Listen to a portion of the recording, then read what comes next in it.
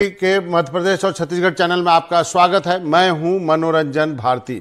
मध्य प्रदेश में विधानसभा चुनाव हारने के बाद कांग्रेस नेताओं का अपनी पार्टी छोड़ने का सिलसिला लगातार जारी है। ऐसा हम इसलिए कर रहे हैं क्योंकि महाराष्ट्र से लेकर के मध्य प्रदेश तक कांग्रेस पार्टी एक बार फिर बिखरती जा रही है। लोकसभा चुनाव 2024 से पहले कांग्रेस में भगदड़ मची हुई है। कांग्रेस के कई बड़े नेता अपनी पार्टी से किनारा कर रहे हैं। कुछ दिन पहले जबलपुर के महापौर ने बीजेपी की सदस्यता ग्रहण की। वहीं सोमवार को विदिशा जिले में कांग्रेस को एक बार फिर जोरदार झटका लगा। विदिशा के कांग्रेस जिलाध्यक्ष ने अपने समर्थकों के साथ भोपाल में बीजेपी की सदस्यता ले ली। इसके साथ ही छतरपुर जिले के भी कांग्रेस नेताओं ने बीजेपी का दामन थाम लिया। बीजेपी प्रदेश अध्यक्ष वी डी शर्मा ने कहा कि जिन्हें काम करना है वो बीजेपी में आ रही है। ऐसे में पीसीसी चीफ जीतू पटवारी अपने पार्टी को इस बिखराव से कैसे बताएंगे, ये सबसे बड़ा सवाल है। नेताओं को एकजुट कर चुनाव में बढ़त कैसे दिलाएंगे जीतू पटवारी, करेंगे आज इसी मसले पे चर्चा। जुड़ेंगे एक खास पैनल से। पहले आपको कुछ बाइट सुनवाते हैं। देखिए, कुछ लोग तो अपने स्वार्थवश जा रहे हैं और कुछ लोग दबाव में जा रहे हैं, और मैं समझता हूं किसी के भी जाने आने से कोई फर्क नहीं पड़ता। कांग्रेस वो पार्टी है कि जो इसके पहले 38 थी हमारी संख्या, 38 से आकर के हमने अपनी सरकार भी बनाई, लेकिन लोकतंत्र के हत्यारों ने उसको पैसे से, धन बल की ताकत पे गिरा दिया। लेकिन इससे कोई फर्क नहीं पड़ता। जाने वाले जाएंगे, आने वाले आएंगे। अभी जैसे ही आचार संहिता लग जाएगी तो आप देखना कई लोग भारतीय जनता पार्टी छोड़ के भी यहाँ आएंगे। तो ये सिलसिला जारी रहता है। लेकिन जो लोग जा रहे हैं उनके निर्णय को मैं स्वागत करता हूँ। उनको ये बताना चाहता हूँ कि उन्होंने अपने राजनीतिक जीवन की हत्या कर ली है। और बीजेपी के लोग भी मतलब कांग्रेस के संपर्क में हैं क्या? बिल्कुल संपर्क में है। वो ये कह रहे हैं आचार संहिता लग जाए फिर आएंगे, नहीं तो अभी हमारे ऊपर झूठे केस लाद दिए जाएंगे। तो आप हेमंत कटारे को सुन रहे थे। ये जो है विधानसभा में कांग्रेस के उप नेता हैं। हमारे साथ हमारे मेहमान जुड़ गए हैं। अनुराधा सिंह कांग्रेस से हैं, मिलन भार्गव बीजेपी से हैं, डॉक्टर महेंद्र सिंह जो हैं सीनियर जर्नलिस्ट हमारे साथ जुड़ गए हैं। आप सबका एनडीटीवी में स्वागत है। सबसे पहले अनुराधा जी, आप ही से जानना चाहूंगा, मध्य प्रदेश से लेकर महाराष्ट्र तक ये क्या हो रहा है आपकी पार्टी में? एनडीटीवी के सभी दर्शकों को, मनोरंजन सर आपको और सभी सम्मानित पैनलिस्ट को मेरा नमस्कार। देखिए सर, कांग्रेस पार्टी एक वट वृक्ष है, एक विशाल समुद्र है। सभी नदियां समाहित होके समुद्र में आती हैं और समुद्र सदियों से, अनंत काल से चला आ रहा है और चलता रहेगा। मैं आपसे ये कहूंगी, अभी आप देखें विधानसभा के मध्य प्रदेश में जो भी विधानसभा हुआ था चुनाव, उस चुनाव से पूर्व बहुत सारे लोग भारतीय जनता पार्टी से कांग्रेस में आए थे। और जब मैं आपका ध्यान आकर्षण करना चाहूंगी, जब हमारी सरकार थी आदरणीय कमलनाथ जी की सरकार, तो बहुत से भारतीय जनता पार्टी के नेता, बड़े नेता भी कांग्रेस पार्टी को ज्वाइन किए, जैसे कि कुसुमारिया सर और बहुत सारे भारतीय जनता पार्टी के लीडर्स कांग्रेस पार्टी में आए नेता। मैं तो आपसे ये कहूंगी कि कांग्रेस पार्टी की जो आइडियोलॉजी में बिलीव करते हैं और जो जनता की सेवा करना चाहते हैं, वो हमारी पार्टी में इंटैक्ट है। और कांग्रेस, आपने देखा हमारी पूर्व प्रधानमंत्री आदरणीय इंदिरा गांधी जी के समय में भी काफी सारे नेतागण कांग्रेस से गए थे और पुनः वो कांग्रेस में आए। तो अभी तो आप आचार संहिता लगने दीजिए मध्य प्रदेश के देश में। नहीं अनुराधा जी, सवाल ये उठता है कि महाराष्ट्र की बात करें तो आपके जो मुख्यमंत्री हैं, पूर्व मुख्यमंत्री, वो पार्टी छोड़ करके चले जा रहे हैं। कहीं ना कहीं तो दिक्कत है। कहीं ना कहीं यदि कोई राजनीति में है तो उसको अपना फ्यूचर नहीं दिख रहा है, इसलिए तो जा रहा है। देखिए सर, जैसा मैंने आपसे कहा, अभी आप हमारे उपनेता प्रतिपक्ष साहब का ही आपके चैनल में फुटेज बता रहे थे और उन्होंने क्लियर बताया है कि देखिए अभी लोकसभा का भी आप आचार संहिता तो लगने दीजिए।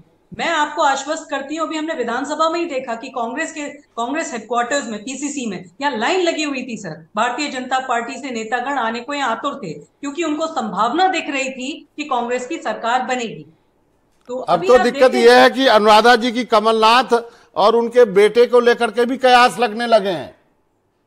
नहीं सर, ऐसा आप जानते हैं, he is a very senior most leader और देश के बहुत ही सम्मानित नेता हैं हमारे पूर्व मुख्यमंत्री आदरणीय कमलनाथ जी। और उन्होंने अभी अपना इंटरव्यू भी दिया है और अपनी बाइट भी दी। उन्होंने अपना स्टैंड क्लियर किया है और वो हमारी कांग्रेस के एक स्तंभ है। चलिए वो अच्छा ये बता दीजिए कि कमलनाथ राज्यसभा में आ रहे हैं कि नहीं आ रहे हैं? हमारी खबरें हैं कि दिल्ली में कि आ रहे हैं राज्यसभा में। देखिए दिस दिस ये एक पार्टी लेवल पे एक लीडर होगा, हमारे जो पार्टी हाईकमान है वो उस पे अपना निर्णय लेगी सर। मिलन जी आप क्या कहेंगे जो ये कयास लग रहे हैं पार्टी कांग्रेस पार्टी में लेकर के? देखिए, ये पहले दिन से स्पष्ट है कि कांग्रेस की राजनीति जो गुटों में बट गई है, वो चाहे केंद्रीय स्तर पर देखें आप, कई प्रकार के गुट बटे थे और उस गुट ने भी तथाकथित गांधी परिवार का विरोध किया था और उन्होंने कहा था कि यदि नेतृत्व की स्वीकार्यता देश के जनमानस के साथ नहीं हो रही तो ये इस परिवार के हटाकर राष्ट्रीय अध्यक्ष किसी और को बना देना चाहिए। लेकिन उन्होंने बनाया तो इस बात को माना, खड़गे जी को बना दिया, लेकिन जिस प्रकार से कंट्रोल फुल जो रिमोट कंट्रोल है माननीय सोनिया जी और राहुल जी के हाथ में है, तो ये कांग्रेस पार्टी की यही नीतियां मध्य प्रदेश में भी है कि कमलनाथ जी अध्यक्ष रहते हैं और एकदम से उनको हटाकर जीतू पटवारी जी को सौंप दिया जाता है और सौजन्य पूर्वक कमलनाथ जी उनको अब चाबी देने भी नहीं आते हैं और जीतू पटवारी जी जिस प्रकार से कांग्रेस चला रहे हैं तो वो भी अलग गुट दिखता है कि कमलनाथ जी अपना एक गुट चला रहे हैं और अपने हिसाब की कांग्रेस चला रहे हैं, वहीं दिग्विजय सिंह जी अपने हिसाब की चला रहे हैं। और चुनाव के बीच गंभीरता को देखिए आप कि जब चुनाव चल रहे थे उस समय भी कुर्ता फाड़ चल रहा था और चुनाव के बाद भी अब कुर्सी मार चढ़ रहा है। एक पदाधिकारी एक दूसरे को कुर्सी मारकर अपनी हताशा और निराशा को स्पष्ट दिखा रहे हैं। तो ये लगातार मध्य प्रदेश की राजनीति में देखने में आ रहा है कि जनहित के मुद्दे कांग्रेस पार्टी नहीं उठा पा रही। आपसी खींचतान, लड़ाई और जो गुटों में बटी हुई कांग्रेस है, आज भी जीतू पटवारी जी की स्वीकार्यता नहीं है। उसके पीछे भी कारण है कि जीतू पटवारी जी खुद अपने दल के प्रति किस प्रकार की भावना रखते हैं, ये सबसे सार्वजनिक है कि पार्टी जाए तेल लेने का स्लोगन उन्होंने 2018 में दिया था कि मैं जीत जाऊं भले ही कांग्रेस जाए तेल लेने। तो ये सबने देखा है और उसके बाद जब वो मंत्री बने थे कांग्रेस कार्यकर्ताओं किस प्रकार से जूते उन्होंने मारे थे, तो ये भी कांग्रेस के नेताओं और कार्यकर्ताओं को अच्छे से मालूम है। इसलिए ये खींचतान मची हुई है। आज भी जीतू पटवारी जी की स्वीकार्यता मध्य प्रदेश कांग्रेस में नहीं हो पा रही। ये इनका आंतरिक मामला है, लेकिन सार्वजनिक जीवन में आंतरिक कुछ भी नहीं होता है, सब पे टिप्पणी होती है। महेंद्र जी के पास जी मिलन जी, तो मतलब जिस प्रकार की अगंभीरता कांग्रेस पार्टी के तमाम नेताओं में दिख रही है, जरूर नहीं है मिलन जी, नेता का अभाव है, नियत का अभाव है और विचार का आपने राजनीतिक दल ने एक कंपनी टाइप की ठेकेदारी चल रही है जो जीतू पटवारी जी आपने अपनी बात रखी है। महेंद्र जी अब आपको लाता हूं यहां पर। अब जो देखने को मिल रहा है मध्य प्रदेश से लेकर महाराष्ट्र तक, तो इसके दो पहलू हैं। एक तो बीजेपी जो है कांग्रेस के नेताओं के लिए जगह बना रही है।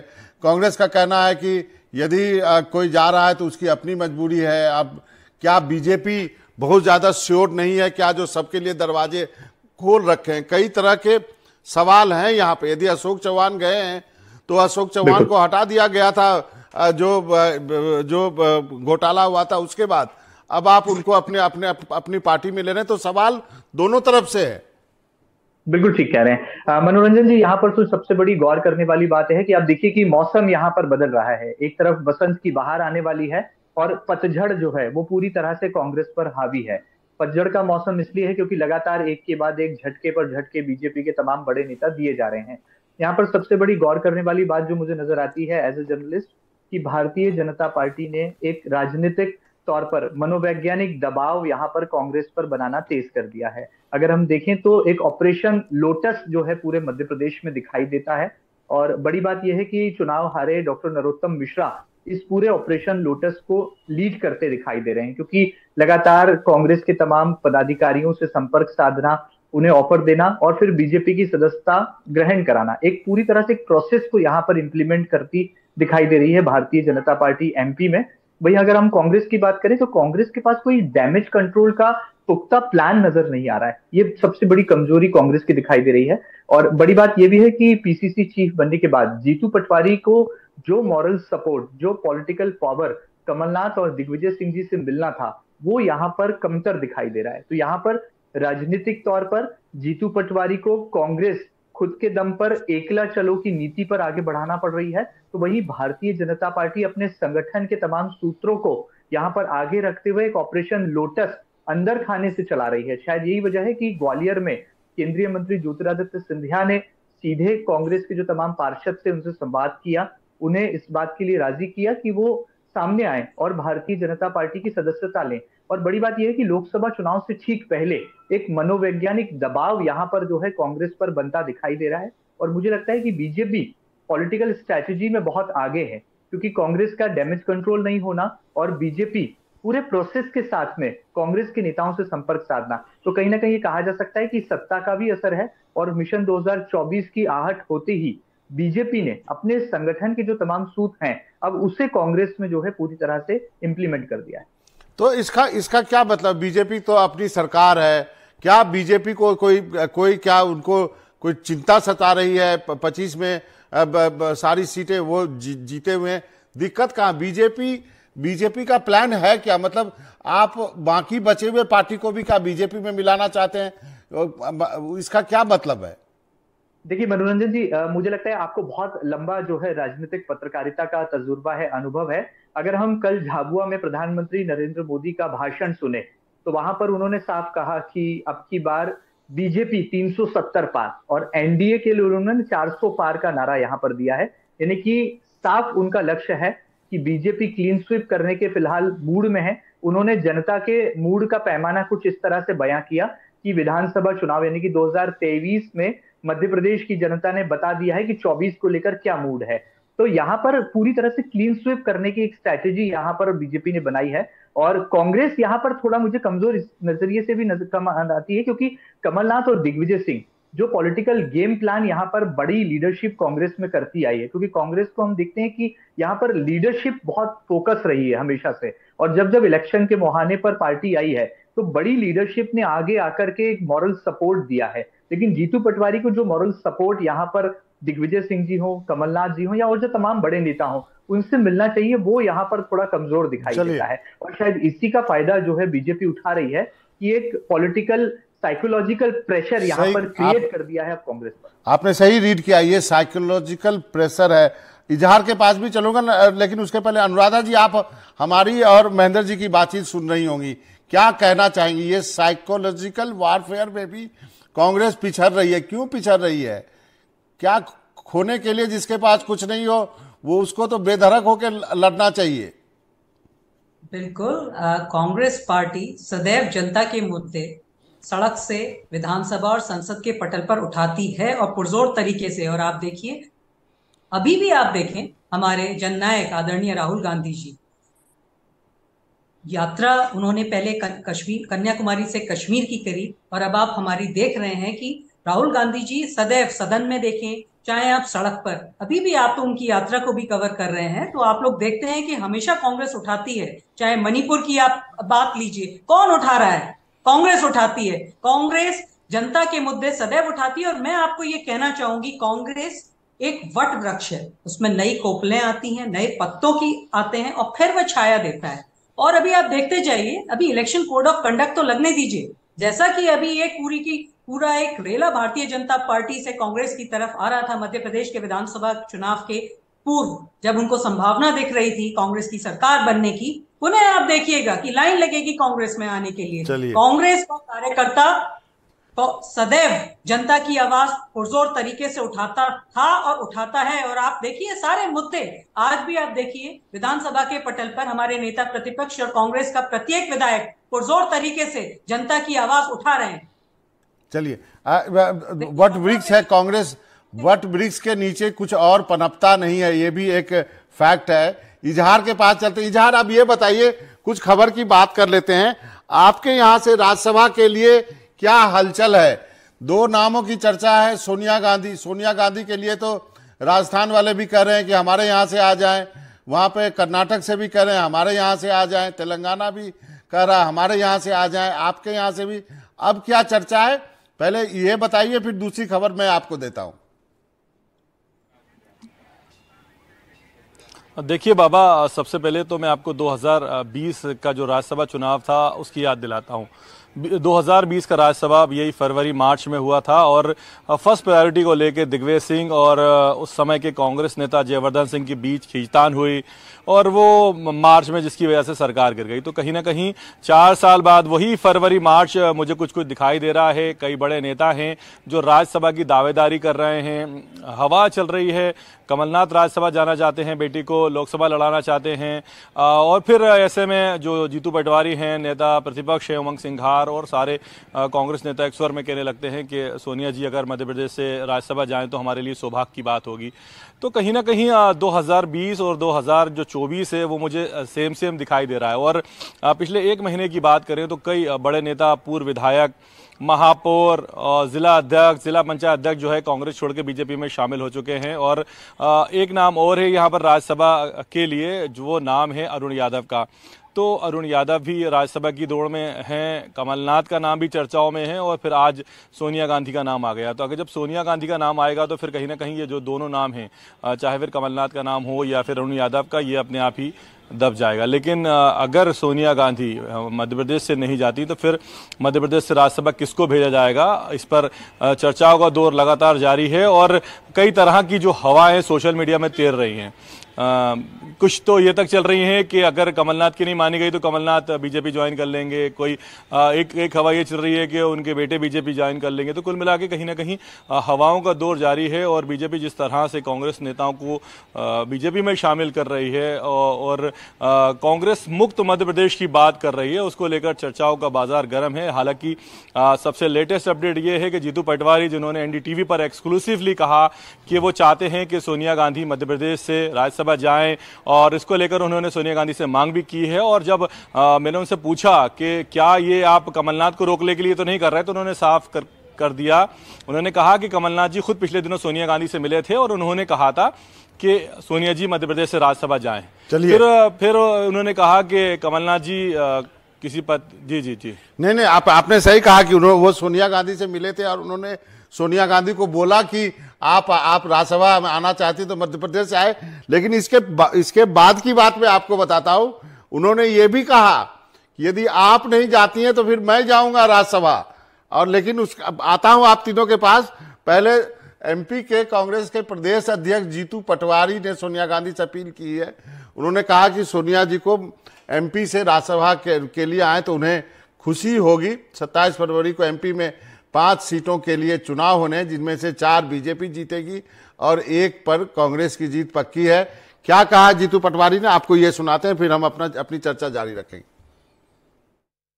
मध्य प्रदेश कांग्रेस के प्रदेश अध्यक्ष जीतू पटवारी जी हमारे साथ हैं। सर, राज्यसभा में 1 सीट लगभग तय है कि जो कांग्रेस को मिलना है 5 में से। ये सुनने में आया है कि आपने सोनिया जी से मांग की है कि वो राज्यसभा जाएं। हालांकि आपका नाम भी चल रहा था कि आप भी राज्यसभा जाने वाले हैं। नहीं, बात यह है कि सोनिया जी को लेकर तो पूरे देश में कांग्रेस जन के अंतर मन में ये भाव है कि अगर एक ऐसे व्यक्तित्व जिन्होंने प्रधानमंत्री के पद को त्यागा है तो हमारे लिए सौभाग्य की बात होगी कि वो मध्य प्रदेश से अगर राज्यसभा जाती है तो नेचुरल है, मध्य प्रदेश का सम्मान बढ़ेगा, मध्य प्रदेश की आवाज़ में ताकत आएगी। और ये सिर्फ मेरी मांग नहीं है एज ए अध्यक्ष, ये हमारे कमलनाथ जी की मांग है। वो भी अभी बीच में सोनिया जी से मिले थे और उन्होंने भी आग्रह किया। हमारे सारे सीनियर मोस्ट नेता दिग्विजय सिंह जी और सारे हमारे सीएलपी के नेता, सारे विधायक, हम सब ने एक साथ एक भाव से ये बात कही है कि सोनिया जी अगर राज्यसभा जाएं तो इससे बेटर तो कुछ हो ही नहीं सकता है। आप जब बोल रहे हैं सोनिया जी से मांग भी कर रहे हैं तो कहीं ना कहीं विपक्ष ये कहेगा कि कमलनाथ भी चाह रहे थे राज्यसभा जाने की, तो उनको रोकने के लिए ऐसा किया जा रहा है। नहीं, बात ये है कि कमलनाथ जी तो मैं मानता हूँ कि वो इतने पद के कभी लोभी रहे नहीं, और अगर उनका मन है तो फिर तो सर्वमति से हम सब उनके साथ हैं। कोई वैसी जगह भी नहीं है, वो हमारे सीनियर मोस्ट लीडर हैं। तो ये सब बातें अखबारों की है, ये सब बातें विपक्ष की है। हमारे लिए न कोई किसी प्रकार का, जहाँ तक जैसे मेरे को आपने कहा कि आपका भी नाम है, मेरे को पार्टी ने प्रदेश अध्यक्ष बनाया है। क्या कारण है कि एक ही व्यक्ति को 2 पद दिए जाए राज्यसभा के लिए? मैंने कभी ना डिमांड की, न करूंगा। अगर मुझे नाम आपका चला है, आपका नाम चला है और आप कहीं ना कहीं बलिदान कर रहे हैं। नहीं, मैं बलिदान नहीं कर रहा हूँ। मेरे को पार्टी अगर कहेगी भी तो भी मेरी ना है। मैं राज्यसभा के लिए जो हमारे बहुत योग्य लोग हैं, बहुत जिनका अधिकार भी है, उन्हीं में से कोई जाएगा या सोनिया जी जाएगी। जहाँ तक मेरा प्रश्न है, किसी भी रूप में, किसी भी हालात में न मैं कैंडिडेट था, न हूँ, न रहूँगा। ठीक है, बहुत शुक्रिया। तो ये थे जीतू पटवारी जो पीसीसी चीफ हैं, जिनका कहना है कि अगर सोनिया जी मध्य प्रदेश से राज्यसभा जाती हैं तो हमारे लिए सौभाग्य की बात होगी। और उन्होंने कहा कि हमने सोनिया जी से मांग की है और ये मेरा अकेले का फैसला नहीं है, ये हमारे सारे वरिष्ठ नेताओं का फैसला है, इसमें कमलनाथ जी भी शामिल है। हालांकि जीतू पटवारी का नाम भी राज्यसभा जाने के लिए था, लेकिन जब उनसे ये सवाल किया गया तो उन्होंने साफ कर दिया कि मैं राज्यसभा नहीं जाना चाहता, मैं चाहता हूं कि सोनिया जी जाएं। कैमरा पर्सन राजू बाथम के साथ एनडीटीवी के लिए भोपाल से इजहार हसन खान। तो ये थे इजहार और जीतू पटवारी। और महेंद्र जी के पास चलते हैं। महेंद्र जी, कुछ बातें नेता जो बोलते हैं वो तो कैमरे पे सुनाई देती है, कुछ नहीं बोलते हैं वो भी समझना पड़ता है। तो जीतू पटवारी ने तो सोनिया गांधी का नाम आगे कर दिया कि सोनिया गांधी जाए तो कमलनाथ जी का नाम कट जाएगा। बाद में जब इजहार ने पूछा कि कमलनाथ को काटने के लिए कह रहे हैं तो कहते हैं नहीं, कमलनाथ जी भी सबसे वरिष्ठ हैं। तो अब आपका क्या टेक है इस पूरे मुद्दे पर? मनोरंजन जी, जैसा कि आप देखते हैं कि अगर हम राष्ट्रीय परिदृश्य में देखें और कांग्रेस के जब हम सियासी गुटों को जब हम टटोले तो आप देखिएगा कि राजस्थान से पहली ये आवाज उठी कि सोनिया गांधी जी को राज्यसभा यानी कि हाउस में भेजा जाना है, तो राजस्थान उसके लिए पूरी तरह से तैयार है और राजस्थान कांग्रेस ने इसकी वकालत की, पैरवी की। अब आप देखिए कि अशोक गहलोत जो कि पूर्व मुख्यमंत्री हैं राजस्थान के, वो और प्रदेश कांग्रेस के अध्यक्ष जीतू पटवारी दोनों राजनीतिक मित्र हैं। यहाँ पर अगर हम सियासी गुरु की बात करें तो दिग्विजय सिंह जीतू पटवारी के सियासी गुरु हैं, जिन्होंने राजनीति का क ख ग जीतू पटवारी को सिखाया। आप देखिए कि बिल्कुल ही मास्टर स्ट्रोक यहाँ पर जीतू पटवारी ने खेला है, क्योंकि वो जानते थे कि मध्य प्रदेश से यदि और किसी वो नाम की वकालत करेंगे तो यहाँ पर कांग्रेस के तमाम गुटों में संतुलन बैठाने में वो मात खा सकते हैं। लिहाजा उन्होंने राजस्थान के फॉर्मूले को एमपी में अपनाया और ये बयान दिया कि यदि सोनिया गांधी हाउस में जाएं तो वो पहला जो क्षेत्र हो वो मध्य प्रदेश होना चाहिए, यानी कि हिंदुस्तान के दिल से उन्होंने बड़ा पैगाम दिया। और यहाँ पर एक बात ये भी देखी जा सकती है कि राजनीति में कहा जाता है कि अनुभव अपने आप कहता है, एक्सपीरियंस स्पीक्स इटसेल्फ, और अब राजनीतिक तौर पर जीतू पटवारी भी अनुभवी राजनेता हो गए हैं। तो उन्होंने प्रदेश कांग्रेस अध्यक्ष बनने के बाद तमाम गुटों में एक संतुलन का संदेश भी यहाँ पर दे दिया। और कमलनाथ को लेकर जो अंदर खाने से आवाजें आ रही थी, जैसा कि 2023 के चुनाव से ठीक पहले भी एक बगावत का बिगुल जो है कांग्रेस में सुनाई देने लगा था, उसको भी यहाँ पर उन्होंने फ्लश आउट किया है और एक तरह से राजनीतिक सूझबूझ का परिचय दिया है। लेकिन अब बड़ी बात यह है कि कांग्रेस आलाकमान का रुख क्या है। क्या सोनिया जी को हाउस में जाना है तो वो मध्य प्रदेश का चयन करेंगी, ये जरूर एक पहेली है, लेकिन उन्होंने इतना जरूर संदेश दे दिया कि संगठन सर्वोपरि है। और जीतू पटवारी को जिस तरह से राजनीतिक तौर पर आप देखें तो वो अपनी रफ्तार के लिए जाने जाते हैं, तो जब बयानों की बारी आती है तब भी वो रफ्तार दिखाते हैं, कमलनाथ के साथ सामंजस्य की बारी आती है तो सूझबूझ दिखाते हैं, और दिग्विजय सिंह जी के बताए नक्शे कदम पर ही वो मध्य प्रदेश कांग्रेस का फिलहाल में नेतृत्व कर रहे हैं। लेकिन एक यहाँ पर कमजोरी जो मुझे नजर आती है पत्रकार होने के नाते और राजनीतिक तौर पर जब हम खबरों को टटोलते हैं, तो कमलनाथ और दिग्विजय सिंह जी का जो बैकअप जीतू पटवारी को यानी कि प्रदेश कांग्रेस कमेटी को मिलना चाहिए था वो अब तक नहीं मिला है। यदि वो मिलता है तो मिशन 2024 में इसका सीधा सीधा फायदा प्रदेश कांग्रेस को भी होगा और कांग्रेस इस पूरे मिशन में जहां पर बीजेपी क्लीन स्वीप का प्लान बना रही है उसको जो है यहाँ पर फेल कर सकती है। और जो डैमेज कंट्रोल की बात आ रही है, तो जब तक बड़े नेता कांग्रेस में आगे नहीं आएंगे, कार्यकर्ता का मॉरल नहीं बढ़ाएंगे, तब तक मुझे नहीं लगता ये जो पतझड़ का मौसम है, बसंत की बहार के बीच में पतझड़ हो रही है कांग्रेस में, उसको रोक पाएंगे। नहीं, पतझड़ का मौसम है, कहीं डर है कि ये पतझड़ का मौसम कांग्रेस के लिए कोई लंबा ना खिंच जाए। जहां आप ये बताइए कि और कोई नाम सुन रहे हैं क्या आप मध्य प्रदेश से? यदि मान लिया जाए, मैं तो माइनस करके चल रहा हूँ सोनिया गांधी को आना होगा तो वो हिमाचल भी है, वो राजस्थान भी है, वो मध्य प्रदेश के चिक चिक में क्यों फंसेंगी? वो माइनस सोनिया गांधी, आपको क्या लगता है? मेरी जानकारी के अनुसार यदि कमलनाथ बोले सोनिया गांधी को कि नहीं आप नहीं लड़ती हैं तो मैं आऊंगा, तो मुझे लगता है 10 जनपद भी कमलनाथ को मना नहीं कर पाएगा, जो रिश्ते उस एड्रेस से कमलनाथ जी का इतने सालों का नाता रहा है।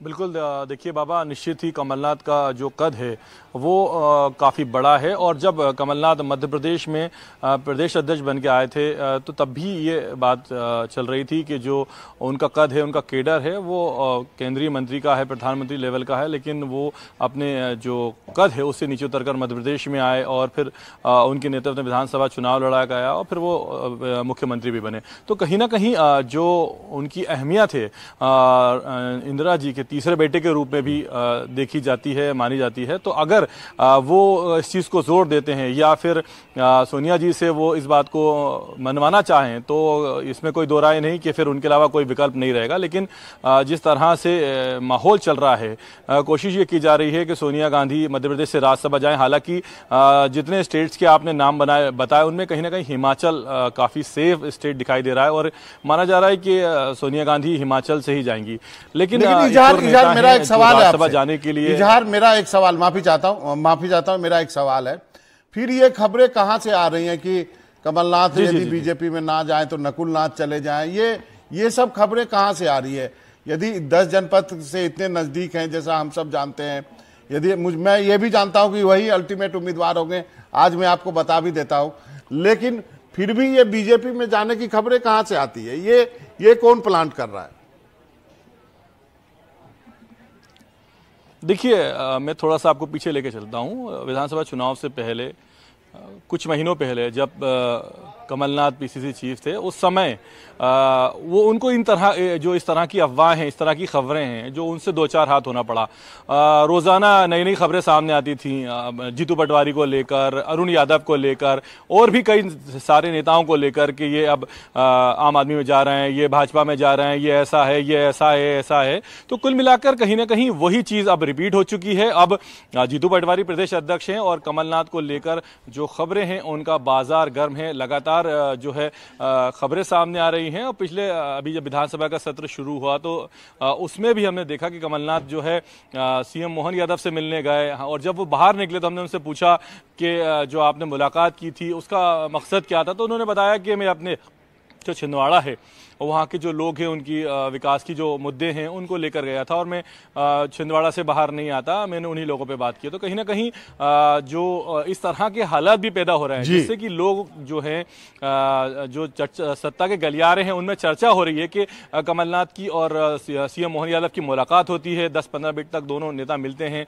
फिर बाहर निकलते हैं और फिर जब कमलनाथ से पूछा जाता है कि क्या बात हुई तो वो बोलते हैं कि छिंदवाड़ा के विकास पे बात हुई, छिंदवाड़ा के लोगों की जो मांगे थी उन पर बात हुई। तो सवाल ये भी उठता है कि क्या कमलनाथ को खुद जाना पड़ेगा छिंदवाड़ा के लोगों के काम कराने के लिए मोहन यादव के पास? क्या वो अपने किसी मैसेंजर को नहीं भेज सकते? क्या वो पत्र नहीं भेज सकते? तो कुल मिला के कई तरह के ऐसे घटनाक्रम हुए जिससे कि ये जो चर्चा है उनको हवा मिली। चलिए, लास्ट वर्ड चाहिए महेंद्र जी, समय कम है मेरे पास, 30 सेकेंड।